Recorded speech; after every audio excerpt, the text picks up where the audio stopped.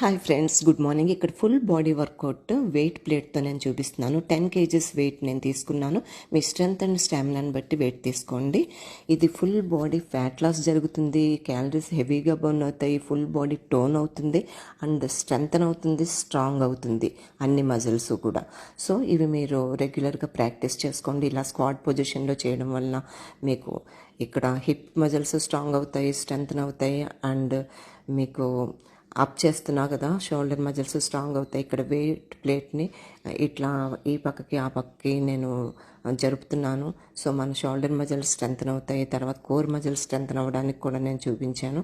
ఇవన్నీ muscles strong అవుతాయి, strengthen అవుతాయి అండ్ మీకు fat loss, inch loss, weight loss అనేది ఫుల్ బాడీ జరుగుతుంది. ఈరోజు చెప్పే టిప్ ఏంటంటే, మనం ఎముకలు స్ట్రాంగ్గా ఉండడానికి కాల్షియం అనేది చాలా ఇంపార్టెంట్. మనం ఒక హాఫ్ లీటర్ మిల్క్ తాగితే 600 మిల్లీగ్రాములు మాత్రమే మనకు కాల్షియం వస్తుంది. బట్ మనం చౌకగా దొరికే తోటకూర, మెంతికూర, పొన్నగంటి కూర, కరివేపాకు, మునగాకు ఇవన్నీ యావరేజ్గా మీకు 400 నుంచి 500 వరకు మిల్లీగ్రామ్స్, 100 గ్రాముల ఆకుకూర తీసుకుంటే వస్తాయి.